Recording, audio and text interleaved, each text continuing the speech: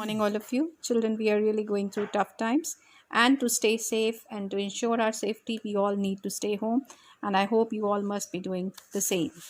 So, today we are here with another session. And in this session, we are going to discuss the in text questions based on the poem The Laburnum Top. Besides, we'll also be discussing few extra questions based on it. So let's begin with the in-text questions. What do you notice about the beginning and ending of the poem? What we notice about the beginning and ending of the poem is that there is something which they have in common. And what is that? That is that there is silence there in the beginning of poem. As the poet says, the laburnum top is silent, quite still. And similarly, towards the end, he says the laburnum subsides to empty. So, what is there? That there is something common between both the beginning and the ending, and that is that silence prevails there on the tree. Next question is to what is the bird's movement compared to, and what is the basis of comparison? You all might get confused while answering this question because you see that once the bird has been compared to the lizard, while at another point it has been compared to an engine. So we are going to consider both things. So first of all, we'll say that the movement of the bird has been compared to the lizard. Why? Because the lizard is sleek, alert and abrupt. And similarly, that goldfinch also comes to the tree very, you can say all of a sudden, in a very unexpected manner and is quite alert. So that's why the comparison is apt. And then it has also been compared to an engine. Why it has also been compared to an engine? Because with the arrival of the goldfinch, what is there that the whole tree starts shaking. There's lots of commotion as if the machine has started and the engine is making so much of noise. So that's why it has been compared to an engine also, and both the things are correct. Next is, why is the image of engine evoked by the poet? As I've just discussed, that what happens there with the coming of the goldfinch? With the coming of the goldfinch, there is lots of commotion. As the young ones, they notice her arrival and they are very happy. And that's why they all started chirping just as to welcome her. And there are so many vibrations, and the tree appears to be shaking as if the engine of the machine has started. So, in fact, we can say that the goldfinch, she sets the entire tree into motion. So, that's why the image of the engine has been evoked by the poet. Next question is, what does the phrase barred face identity mask mean? The barred face mask here stands for the goldfinch, as her face has both yellow and black stripes, which makes her face distinctive, and she can be identified from the distance. It is like her identification mark, no doubt, as it sets her apart, but at the same time it appears as if her face has hidden behind those lines. But we can say that still it bears her identity and it is like her identification mark. Now let's move to additional questions which are based on the extracts. We will first do the first extract beginning from the line, the laburnum top is silent, and will continue till the line trembles and thrills. The first question that we'll do based on this very stanza is, which season has been described here? I think it's very clear that the autumn season has been described here, as the poet talks about the falling of the leaves, and that too yellow leaves. And you know that leaves of trees, they turn yellow during autumn season. Next question is, how does the bird create a commotion?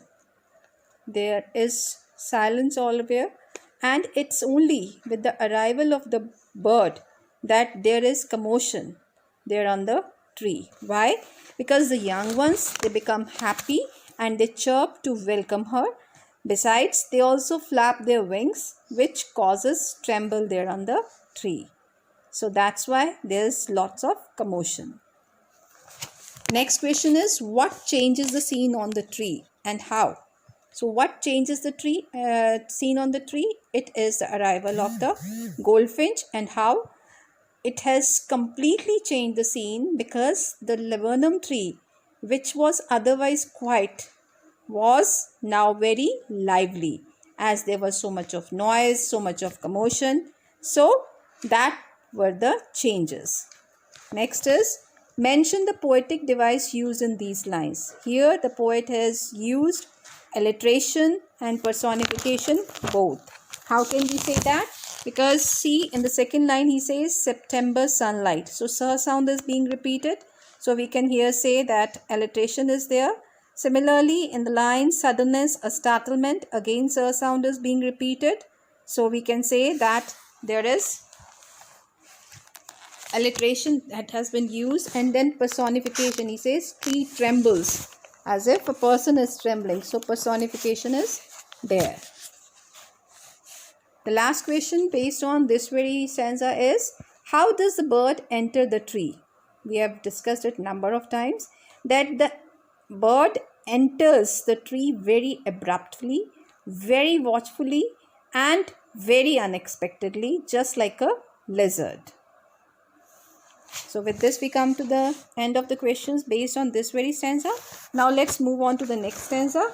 The next stanza begins from the line, it is the engine of her family, and continues till the line showing her barred face identity mask. And now let's do the questions based on it. The first question that is based on it is, who is she in the above lines? She, of course, here refers to the goldfinch, the one who comes there and stalks and set the young ones in motion by feeding them. Next is, what is her arrival compared to? Her arrival has been compared to the engine. And what does she do to the engine? She stokes the engine to full. How? By adding fuel to it, that is by feeding her young ones and bringing the tree back to life. Next question based on this stanza is, what is the barred face identity mask? The barred face identity mask refers to the face of the goldfinch. Why? Because the goldfinch's face has yellow and black stripes, and it appears as if they set her to be distinctive, and they are just like her identification mark.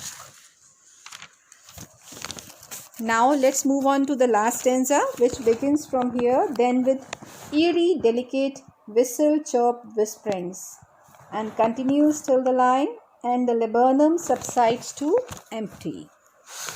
Now look at the questions. What does the goldfinch do after feeding her young ones? Once the goldfinch, she has fed her young ones, she was very relaxed, and she flies away into the infinite, that is the sky. She also makes very soft chirping also. Maybe she is relaxed, that's why. Next question is, what effect does the last line create? What is the last line? It is, and the laburnum subsides to empty.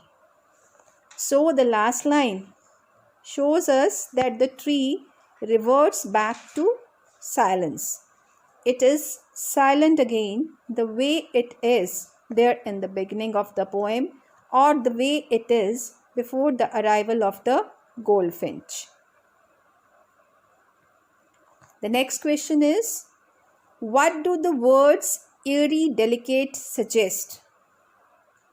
These words suggest that the chirpings which the goldfinch makes after feeding her young ones, they are very soft and gentle, which shows that she is somewhere relaxed. She is somewhere satisfied, as she has already performed her duty of feeding the young ones. So these are the questions which are based on the extract. Other than these questions, you can also go for few more extra questions. Let's begin with them. Now children, you see that these extract based questions, they are to be answered in single line only, or maybe 2 lines, not more than that. But the questions which I am going to discuss with you right now, they can be answered in 30 to 40 words. So the first extra question, short answer question is, describe the scene there on the laburnum top.